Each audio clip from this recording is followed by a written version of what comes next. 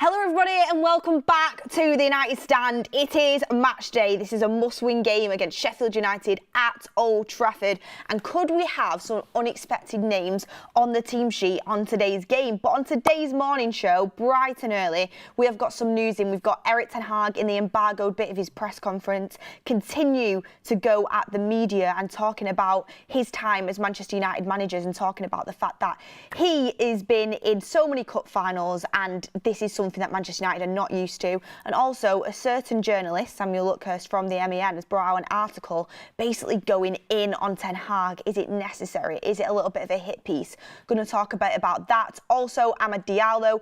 Erik Ten Hag finally got asked in his press conference what Amad has to do to start over the likes of the Rashfords, the Antonys, and Erik Ten Hag answers it, and why Amad isn't starting. He gives his answer. Going to talk about that. Is it valid? Is he just talking around the point? Going to get into it. Also, Raphael Varane will leave Manchester United in the summer. Manchester United are looking at replacements. Who is on the list? Going to talk a little bit about that as well. Loney could be on the move again in the summer. Talk about that. And also, Amorim could be a manager outside the box that could be on the shortlist for Manchester United this summer if they do choose to part ways with Erik Ten Hag, with interest from Liverpool cooling down. West Ham isn't happening. Could Manchester United enter that race and go and snatch Amorim from Sporting? But welcome everybody to the show. Happy Wednesday. Happy Wednesday. Sheffield United at home. I mean, we're early. Obviously, that's going to be an 8 p.m. game later tonight, and we'll have all of the kind of coverage that we usually have in the United Stand. But I want to see some fresh names on the team sheet tonight. I want to see some people given a chance, especially with the injuries we've got. Let me know in the comments what you would do. But let's get straight into it. First things first, we'll talk about Erik Ten Hag and a bit of the embargoed bit of the presser yesterday and Samuel Luckhurst's article about Erik Ten Hag. I mean, I think Samuel Luckhurst has made up his mind that he doesn't want Erik Ten Hag to be Manchester United manager. Straight after the game on Sunday, there was tweets coming out straight away about Erik Ten Hag has to be sacked, Erik Ten Hag has to go, straight on it. So Erik Ten Hag, it's probably not just Luckhurst, it's probably quite a few journalists and the media as well. I mean, United Stand could even be classed as the media, but majority of people on this channel are Erik Ten Hag in, so don't know if he'd have a problem with us. But Erik Ten Hag wasn't happy. We spoke about that yesterday. He wasn't happy with the media, called them a disgrace, called them embarrassing. What he did say in the embargoed bit of his press conference was really interesting, because he got asked about whether he thinks the fans are embarrassing, because they were basically saying, well, a lot of the fans agree with what we're saying. A lot of the fans aren't happy with the performances. A lot of the fans aren't happy with the results. Are they also embarrassing, as well as the media? And Erik Ten Hag said, I can see the fans are not happy with it, but they get fed by opinions. I heard the fans are very happy that we are in the FA Cup final. Even for United, it's not business as usual. They were not so often in the final, and they have never been in the final 2 times in a row. Never in the final 2 times in a row. So, I think that's a fair quote from Erik Ten Hag. One thing I would say is, obviously, the media do feed fans like they do, that they put out opinion pieces. On the United Stand here, we're a community where you're involved, we're involved, we give opinions. I wouldn't say that you're fed opinions. I wouldn't say the audience are fed opinions. The audience can decide for themselves, and the fans can decide for themselves how they feel about Manchester United and their own opinion on the games. I mean, obviously, they're taking media into account. If you're looking at social media, if you're looking at news articles, you're going to take it into account and you're going to use it and take it on board. But I think fed opinions is slightly the wrong terminology. But then again, Erik Ten Hag's English isn't the best. And Samuel Luckhurst actually kind of wrote an article about this, and I think it was a little bit unfair, the amount that he went in on Ten Hag. So first of all, he says Ten Hag actually did himself a disservice when he referenced his 4 cup finals in 4 years, because there have been 5. Credit where credit's due. Erik Ten Hag has been in 5 cup finals in 4 years as a manager. I mean, that's obviously not just Manchester United, but that's pretty good going. And, you know, a lot of people have been massively critical of Ten Hag, and I think actually disrespectful in some of the ways they've used to describe him as a manager. But 4 cup finals in 4 years, he said, but it's actually been 5. That isn't too bad. But then he says, apart from, obviously, Erik Ten Hag said that they're happy in the FA Cup final. For United, it's not business as usual. They're not so often in the final and never 2 times in a row. we all know that Erik ten Hag's English isn't the greatest, like it's good, but it isn't the greatest. Erik ten Hag, everyone knows, was clearly referencing the fact in recent years, it isn't business as usual for Manchester United to be in many cup finals, because it's not been, and it also isn't business as usual for Manchester United to be in 2 FA Cup finals consecutively 2 years in a row. And he's right on that. He means in recent years. I mean, before Erik ten Hag went and won the Carabao Cup last year, we hadn't had a trophy in 6 years. Like, for Manchester United, it's not business as usual to be in finals and to be winning trophies. He's right at the moment. Obviously, in the past, Man United were winning all sorts of trophies. We're built off being successful. Our history is amazing. But he means in recent years. But Samuel Luckhurst says, apart from in 1957 and 1958, 1976 and 1977, 1994 and 1995, 96, 2004 and 2005, someone should have told him. I mean, come on. He didn't mean it like that. I think that's just picking out something that doesn't need to really be picked out. Erik ten Hag clearly meant in recent years, and to be honest, it is an achievement to be in back-to-back FA Cup finals when the last time we did that was 2004, 2005, which is when the Glazers came into the football club. I mean, that is an achievement for Manchester United and for Erik ten Hag, despite how poor the performances are. The fact, I have to take away what Mark said yesterday, the fact he's getting us into finals playing like this. Imagine what he could do if we were playing well and we had a decent squad put together and he had a good structure above him and we could actually get things working and moving. Like, that's the exciting thing if you try and find a silver lining out of it. But anyway, get in the comments what you guys think in down below. Also, which I thought was really interesting as well, I mean, I don't get what this has to do with it, but I feel like sometimes when certain people have in their mind that they've made their decision on something, so for example, you know, I'm just picking out one journalist here, but there's obviously every journalist has different opinions. Us here on the United Stand as media have different opinions. Like, I have a different opinion to Mark. You know, we'll probably have different opinions to other people. But I personally want Erik ten Hag to be given a chance. I can criticise him. I do that all the time. You guys will know that. And I'm going to criticise him in the second about his answer on Amad Diallo. I'm going to criticise that. But I do want him to be given a chance. But I feel like when certain people make up their minds, they kind of use anything they can find to back up and justify their point. And I'm probably guilty of doing that as well for being Erik ten Hag in. I'm probably biased towards certain things for being ten Hag in. Like, I remember picking out in the FA Cup semi-final when I literally saw Erik ten Hag bring Diallo over, have a word with him, points over to Diallo, tells him what to do. Diallo runs into the midfield, sprints out wide, crosses it into McTominay, goal. Diallo turns around, points at Ten Hag because he's obviously told him to do that and it ends up in a goal. And that's a good bit of coaching from Ten Hag. And I probably would bring that up because I'm Erik ten Hag. I want Erik ten Hag to stay and I want to kind of back him up. So people can be biased in their points. But Luckhurst brings something into this article that is... It feels like it's used in a way to back up his point, to the fact that his opinion is he wants Erik ten Hag to leave, but I don't feel like he has anything to do with Erik ten Hag if he is manager or not. So he goes on and says that basically Erik ten Hag obviously wasn't happy with the media. He made that very clear in his press conference. But the journalists yesterday at the presser were asked to park at the riding centre down the road, then asked to get a shuttle bus to the press room, then asked to exit the press room straight away after the presser is finished.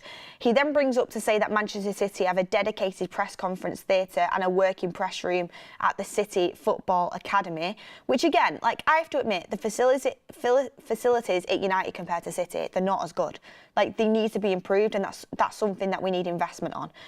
And then he goes on to say, and they were sat there in a minibus parked next to an outdoor pitch children play on during the school holidays without a driver, filing copy by connecting to the Wi-Fi on our phones from the United manager at the United training ground.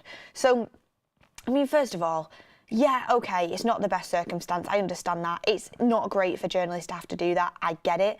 But at the end of the day, Manchester United are obviously frustrated with the way that things have gone in the press, whether they have a right to be or whether they don't. I don't think that needs to be brought into an article on Erik ten Hag, and it kind of feels like it's used in a way to be like, oh, and this as well. Erik ten Hag should go, and this, and that. And I think it's just like, everybody knows the facilities at Manchester United could be better and things need to be run better, but I don't think that's a reason to kind of bring into your article about how Erik ten Hag is, you know, kind of entering maybe the final stages of being Manchester United manager. I just don't think it's necessary. Also, you had to get a minibus.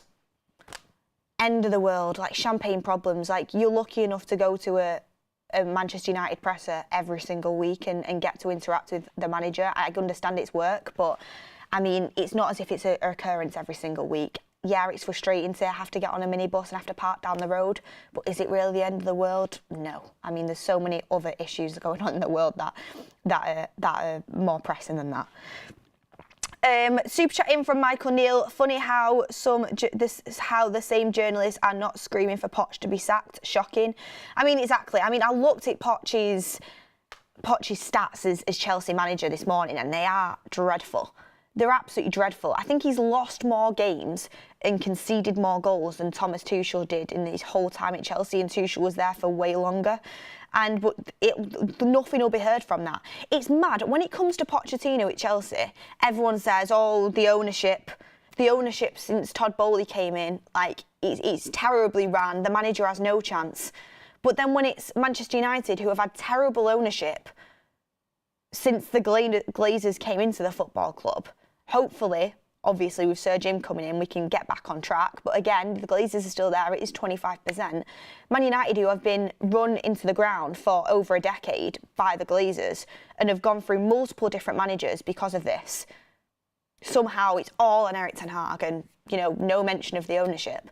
I get that Sir Jim's coming in and hopefully he's going to make a change, and I trust he is going to make a change, but he's not had time to make that change yet. He even said in his own interview that we've got to be patient because he's not had chance to get the people in he's wanted to get in yet, and things aren't functioning the way he wants them to yet because of gardening leave and, you know, having to wait for certain things to happen. So, but everyone in the media well, not everyone, but I don't want to speak for everyone, but the majority of the media just goes on Ten Hag and fails to talk about the terrible ownership that has run this club into the ground for multiple years on end. But then at Chelsea with Pochettino, oh, since Todd Bowley come in, it's been a graveyard for managers. I feel sorry for Poch. What? Like, genuinely, it doesn't make sense. I understand that. Stevie Mac 10 says, congrats to the under-18s that won the double. Yes, congratulations to the under-18s at Manchester United. Carrington doing it again, who won the double in their final against Manchester City yesterday. Ethan Wheatley, I saw his goal. It was absolutely incredible. And obviously, Wheatley, Armas and Lewis Jackson will be part of the squad tonight. Erik ten Hag, another good factor about Erik ten Hag is he understood how important that cup final was to these players who have been part of the campaign all season. But he also wanted them to be fresh and be in the squad for tomorrow. And obviously, he's relied on them now because of the amount of injuries we have to make up the squad. So they played the first half against Manchester City. You know, Ethan Wheatley scored his goal, which was brilliant. And then I think he scored two, actually. He scored both goals, didn't he, Ethan Wheatley? He scored his goals. They came off at half-time. They ended up winning that FA Cup. Not the FA Cup, sorry. I'm getting the FA Cup in my head. They ended up winning that Premier League Cup final, and they'll be in the squad today. So I think that's a good balance from Erik ten Hag, because obviously it means a lot to them and it's great experience to be playing that Premier League Cup and to win it against Manchester City, our rivals as well. So congratulations to them, everybody who was part of that, not just obviously the players that are going to be part of the squad today. Everybody who was part of that, it's great stuff, and the future is bright. The future is bright. The academy is doing great stuff at the moment, and credit to Nick Cox because he's doing a wonderful job. Travis Binion, everybody who's involved with that academy at the moment as well, and I think Erik ten Hag is really making a difference there too with his input and the way that he clearly cares about the youth team. So it's really nice. I know Manchester United first team are doing really poorly at the minute, but it's nice to see that connection between the academy and the first team, and it's nice to see youth progressing and youth shining. It's always been at the heart of Manchester United, and to see that happening and to see that developing is great stuff, and I think it's only going to get stronger with the likes of Jason Wilcox coming in, who has that experience as well. And hopefully if Erik ten Hag stays, because he's built youth at Ajax, he's building youth at Manchester United, And I think it would be a real shame to lose that. I think it really is a shining light of Erik ten Hag's tenure at Manchester United, and it's something we don't want to be lost. So congrats to the under-18s, very well deserved, and it's even sweeter when it's against the likes of Manchester City as well. Carol J says, from the first minute Erik ten Hag became Manchester United manager, the mainstream media has been on his back. So whatever he did, they would criticise him. Patrick Lynch says, Erik ten Hag is fighting for his job. You can call him delusional, etc. with what he says, but anyone in his position would try and paint themselves in the best light possible. Seems no one is fighting for Erik ten Hag in the club but himself. Patrick, I think it's great that Erik ten Hag is fighting. I honestly do. I really do. I like the fighting attitude. I said on the show yesterday on my presser reaction, I do think a lot of the criticism is valid, because it is really frustrating and embarrassing for a lot of the fans to go to Wembley and bottle that lead. I'm very happy I'm in the final, buzzing about that. It doesn't mean I think Erik ten Hag should be sacked, and I think he should stay as Manchester United manager, and I do want to keep giving him that chance. I want to address the other issues at the club, but I do think some of the criticism was warranted. I said that on the presser yesterday, but that doesn't mean I'm not very happy to see Erik ten Hag showing personality, fighting. This is a guy that has been ridiculed for having no personality in the mainstream media. I think he's got personality. I really actually do quite like Erik ten Hag. But he's showing a bit of personality now. And yeah, okay, some of the journalists can be frustrated that they had to get a minibus, and maybe the way that Erik ten Hag has called them out in his presser, but what do you expect? Like, a lot of the people have been gunning for him for months, so God forbid Erik ten Hag hits back a little bit. Do you know what I mean? God forbid he says something a little bit back. There's people that are writing articles about him every single day saying he should be sacked, he's not fit to be Manchester United manager, but he calls you out a little bit and suddenly there's a massive issue. No, it works both ways. I'm glad Erik ten Hag has said something, and I'm glad he's backed himself up. Do I agree with everything he says? No, because I actually do think some of the comments of criticism were absolutely valid, but I encourage him to have his say. I encourage him to have his response, and I think it's nice to see him fighting for himself. Ray Cal Brown Amory says, I miss the days where we as fans used to be against the media and have the mentality it's us against them. Every little the now, I wish the players would fight too. Yeah, I mean, what I did like was Harry Maguire's interview when he said everyone's sticking together and ignoring the noise. I hope that is what the majority of the squad is doing, but you know, I don't know if that can be said for everyone. Rory C says, I think Mark should challenge Lucas to a charity boxing match or else fire him out of a cannon. Right, okay, we're not talking about firing people out of cannons. I think that's inappropriate, but you never know. Mark versus Lucas, it might happen. It might happen one day. It might happen one day. But yeah, that's the stuff on Erik ten Hag and sort of the back and forth with the media. We are in a place now where, you know, if the media weren't already coming for Erik ten Hag's neck, they're going to be going full throttle now, and Erik ten Hag's fighting back. Let the battle commence. It's a big month from now until the end of the season, because at the end of the season, Erik ten Hag, we're either going to get a statement saying Erik ten Hag's staying, or we'll be informed somehow that Erik ten Hag's staying as Manchester United manager and we won't be exploring the managerial market, or Erik ten Hag will be sacked and someone else will come in. And there's some games between now and then. Sheffield United and Burnley, he has to win them. He has to win them. FA Cup final is going to be huge, and these pressers are going to be, you know, probably a little bit icy from now and then, and let's just see what happens and what route it goes down. But anyway, going to get onto the Ahmad stuff, then I'm going to talk about Amorim, but also part of the embargo bit of the presser. And I know Mark talks on a lot about these shows, how sometimes the questions aren't quite up to scratch on what we'd like, and I agree, sometimes the questions could be better, but I thought this question was really good and something that the fans really have wanted to see Erik ten Hag answer for a long time. So Erik ten Hag got asked on what Ahmad has to do to start games over Antony and Rashford. And Erik ten Hag said, Ahmad deserves it, but don't forget he was injured for a long period of time. So we will rebuild him and give him opportunities. There is a lot of competition for his position. And like I said, even though I've said I'm Erik ten Hag in and I want him to be given a chance, this answer does not wash with me. I think it's just a nothing answer. I don't think he really answers the question. I think he palms it off with that answer. Saying he's not starting games because he's been injured and there's a lot of competition for his place, I'm going to disprove them two things right now. Okay, yeah, he was injured, and it was a tough injury for Amad, but he's been fit since December. He has no problem playing Garnacho after not training and having little niggles consistently for the last few weeks. He has no problem throwing Scott McTominay on after having one training session and being out injured for a few weeks. He has no problem with Maguire playing after no training at all in a week and having to play him through injury. He had no problem bringing on Lisandro Martinez when, you know, he had to throw him on in that game when he hadn't trained and he'd just been back. He'd been injured for a long period of time. Like, I get he gets advice from the medical staff on these things, and it must be frustrating because we know how poor the medical staff. I won't say all of the medical staff because I don't want to tarnish everyone with the same brush, but the medical team have been poor for a long period of time, so I understand that contributes to this. But Erik ten Hag has no problem, you know, throwing in McTominay, throwing in Garnacho, throwing in Maguire when they've been suffering with injuries. Amad's been fit since December, so that excuse for me doesn't wash. The second thing about a lot of competition for his position, I'm sorry, what competition? Rashford's been really poor this season.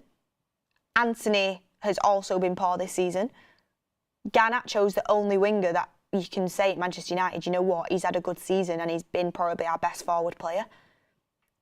Sancho went to Dortmund and was out for a long period of time. I understand Amad wasn't available at that point in time, but there's not much competition for the wing spots. Like, realistically, you could probably name 10 Premier League teams that have better wing options than us right now and are in better form than us right now.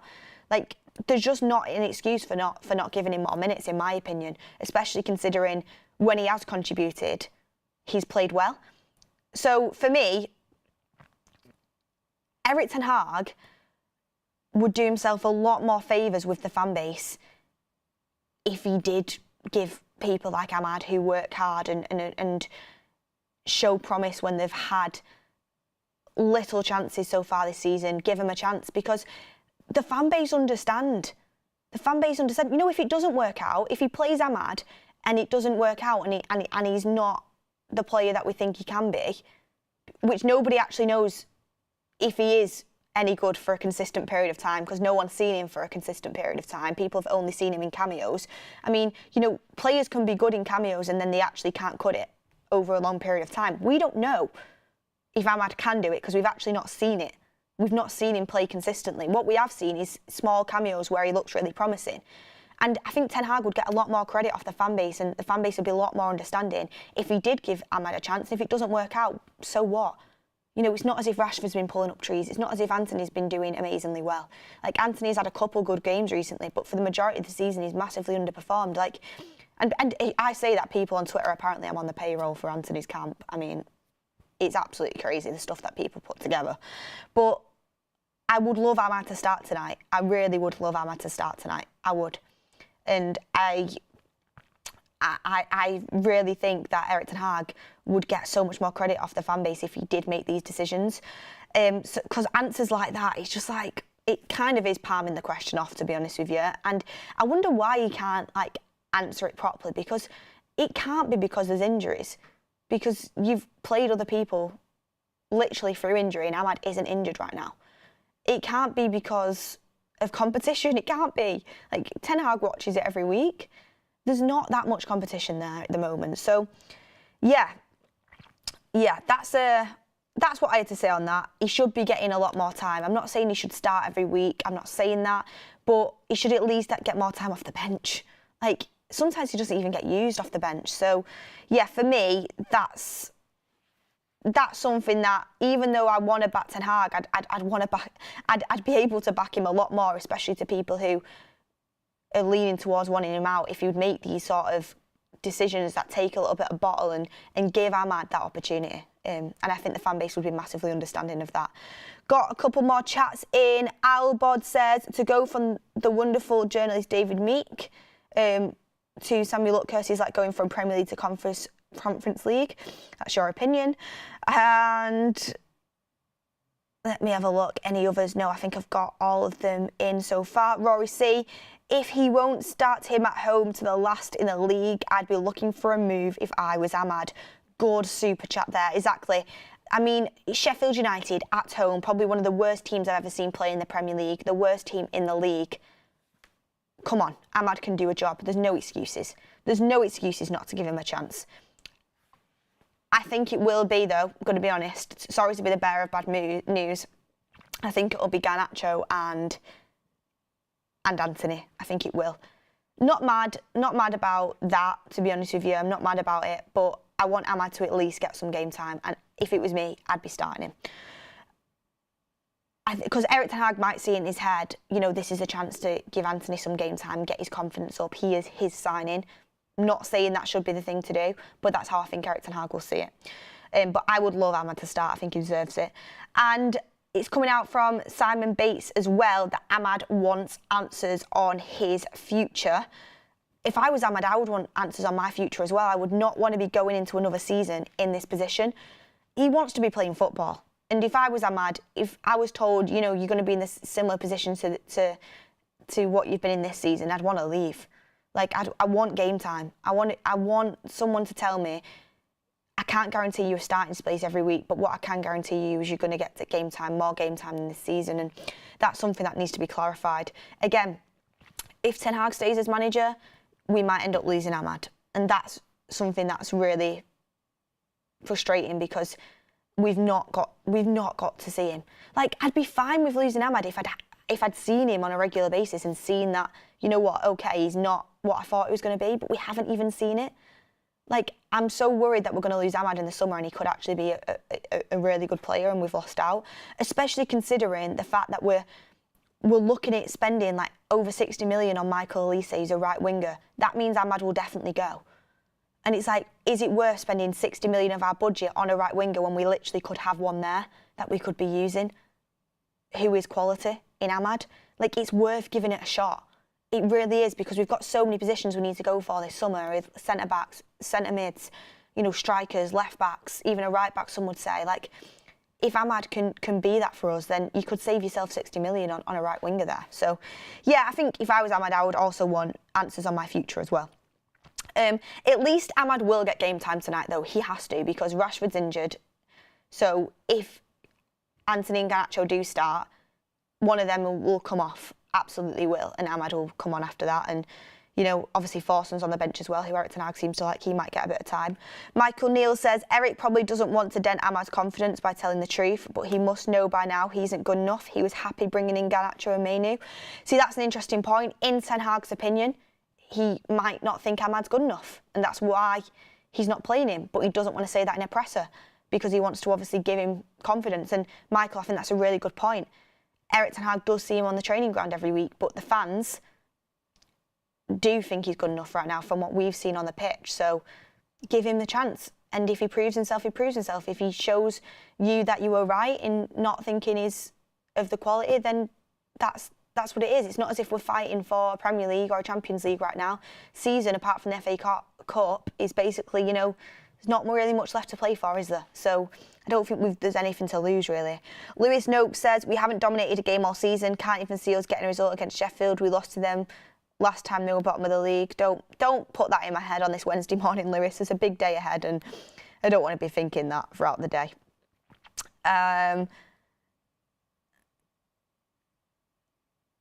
DK says, I like Amad, but same as Palestri, I don't get the hype versus from what they've shown.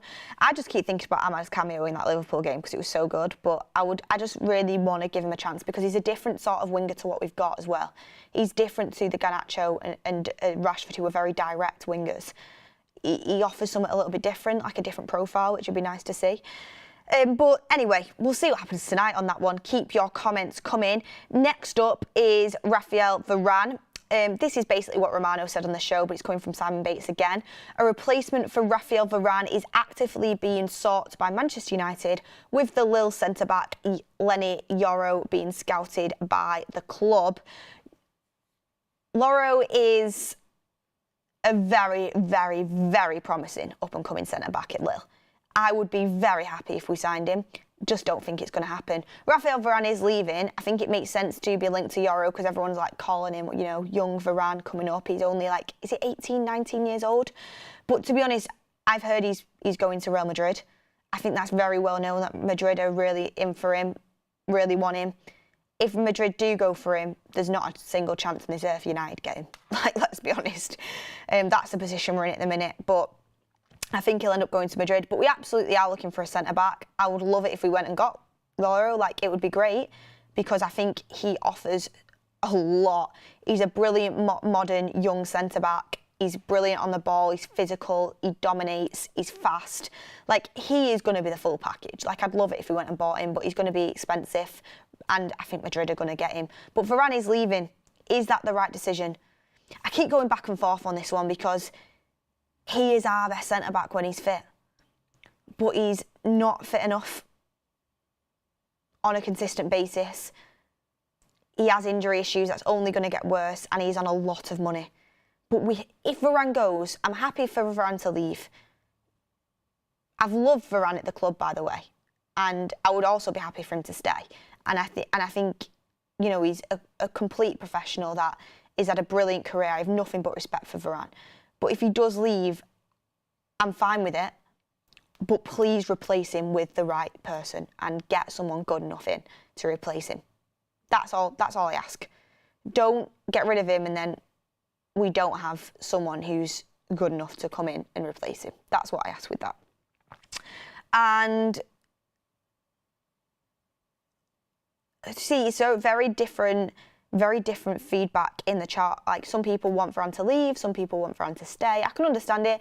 Based on pure ability, Varane would be staying in my eyes. But based on every other factors, the fact he can't stay fit consistently, he can't really play games in succession. It's an ongoing problem, and the wage he's on, it's probably time to part ways. But please replace him with somebody who's good enough.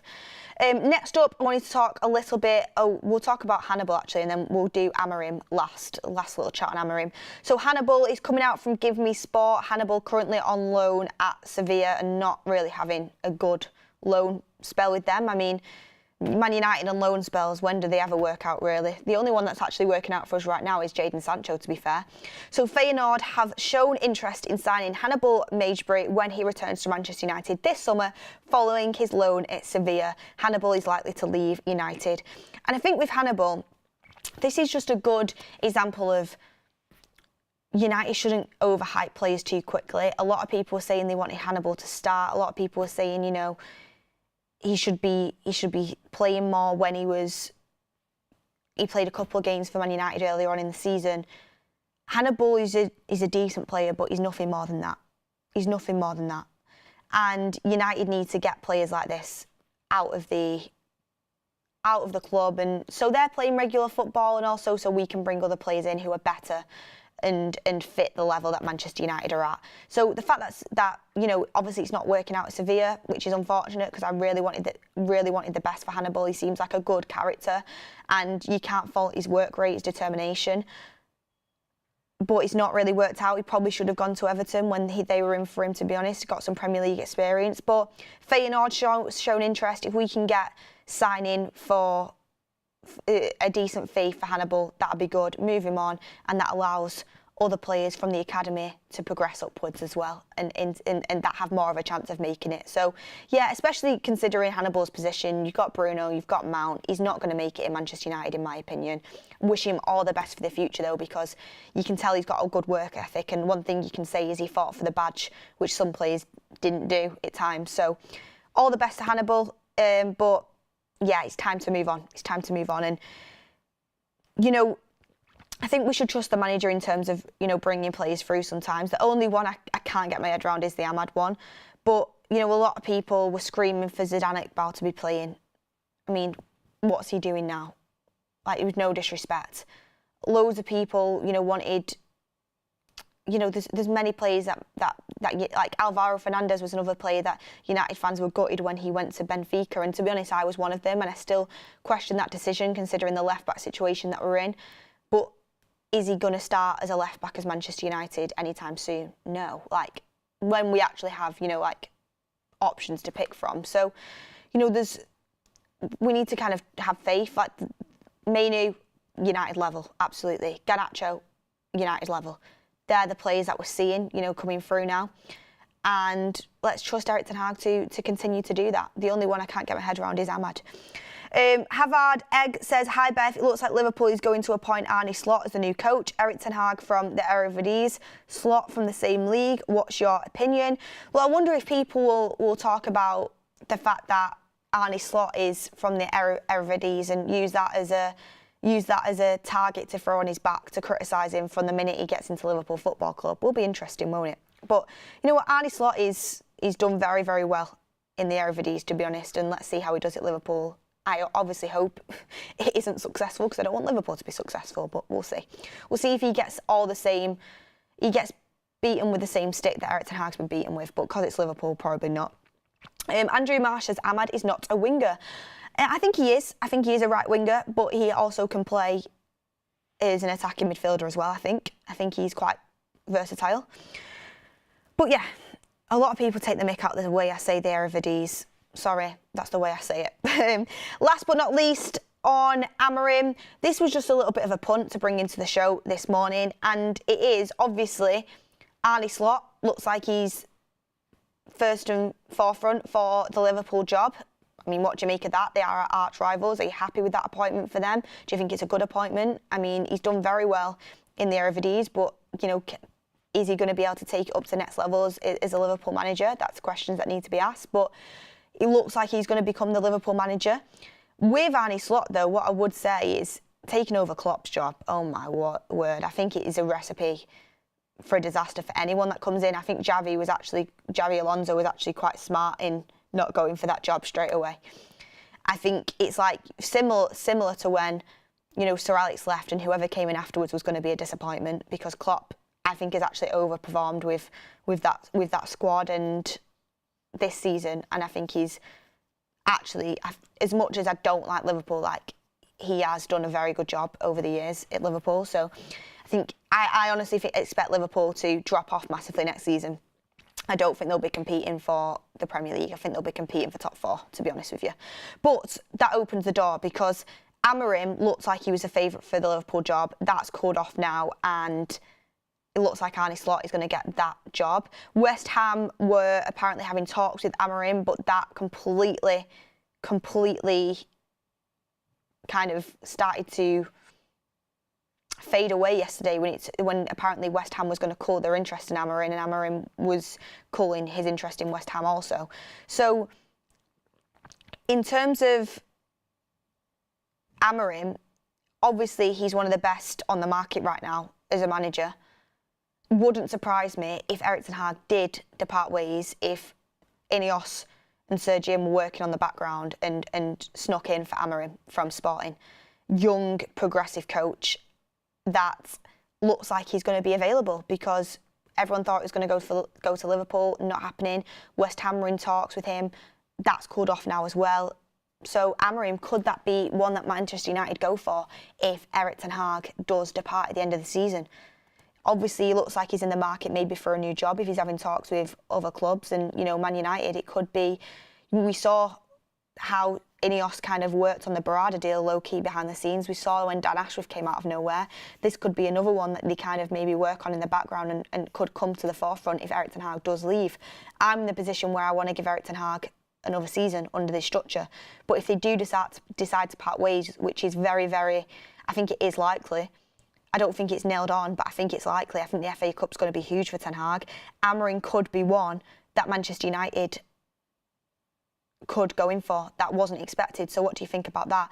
One thing I would say is that I would absolutely prefer Amorim to a Potter or a Southgate. He would be someone that, if we did go for him, I wouldn't be absolutely sold, but he'd be someone I'd be understanding towards. And you know what? I wouldn't mind it. I wouldn't mind it if we went for Amorim. I really wouldn't.